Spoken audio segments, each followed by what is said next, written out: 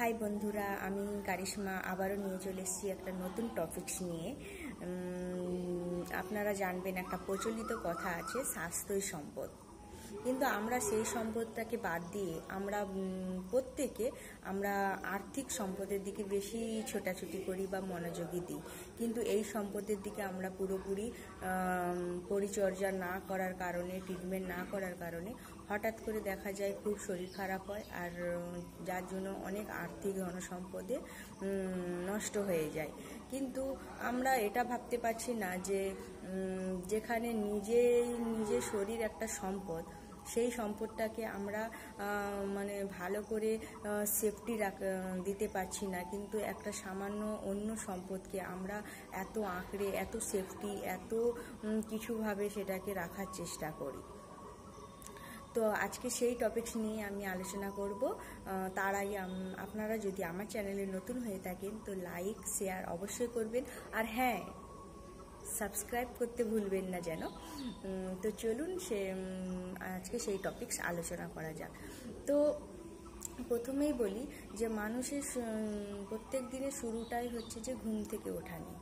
আমরা ঘুম থেকে উঠে প্রত্যেক দিন নিজের শরীরের দিকে যদি 10 মিনিট করে সময় দিতে পারি, তাহলেই আমাদের শরীরের পুরো পরিবর্তন আমরা নিজেরাই লক্ষ্য করতে পারবো।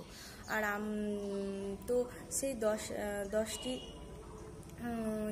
টিপসের কথা আমি আজকে বলবো। তার মধ্যে আপনারা কোনটা ফলো করেন অবশ্যই আমাকে কমেন্টে জানাবেন যে আমি এইটা ফলো করি। যদি এই 10টার মধ্যে আমরা নিয়মিত এই একটাও ফলো করতে পারি, আমাদের মধ্যে অনেক ইমপ্রুভ হবে। যেমন আর্মিদের ক্ষেত্রেও, ট্রেনিংয়ের ক্ষেত্রে বা বিভিন্ন একজন ভালো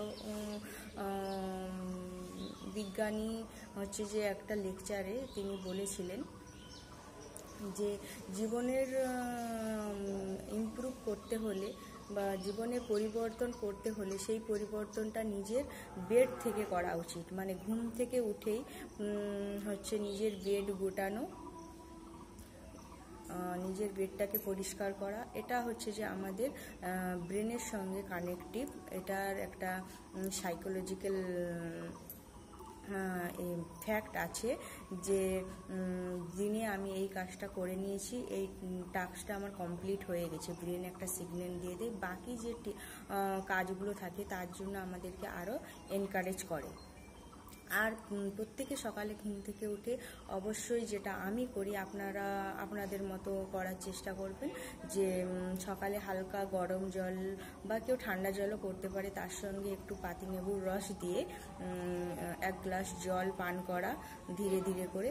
তাতে কি হয়, আমাদের যে সারা রাতের যে 7-8 ঘন্টা আমরা ঘুমোই, আমাদের বডিটা ডিহাইড্রেশন হয়ে যায়।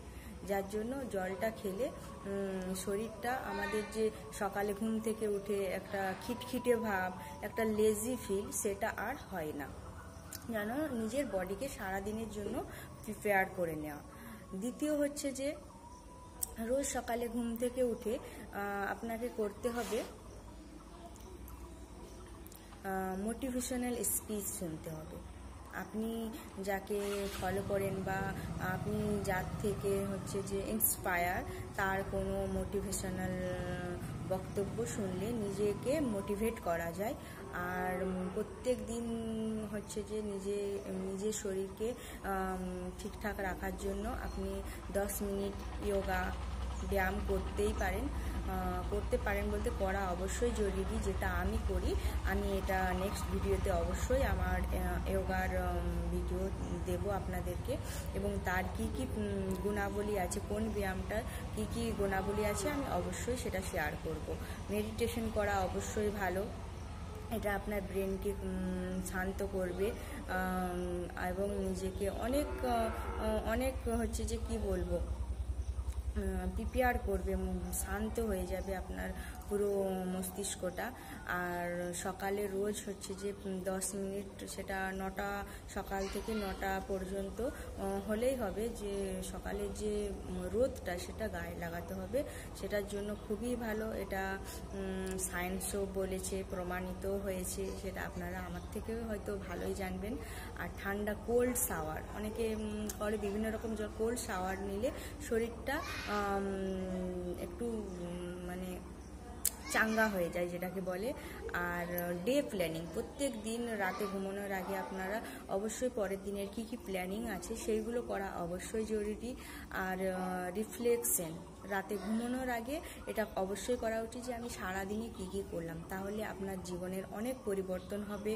আমি এগুলো হয়তো প্রত্যেকটা করতে পারি না, কিন্তু চেষ্টা করি, আমি আপনাদের সঙ্গে সেই জন্য শেয়ার করলাম। যে অনেকে আমরা লেজি বা কালকে করব, কেউ যদি মেন্টালি এইভাবে প্রিপারেশন নিতে পারে, 2 দিন 3 দিন একটু গাফিলতি হবে, কিন্তু এক সময় শরীর এটা অভ্যাস হয়ে যাবে, এবং ব্রেনও এটা হচ্ছে যে আপনাকে সিগন্যাল দেবে, বডি সিগন্যাল দেবে যে তোমাকে আজকে এই টাস্কটা করতে হবে। Thank you.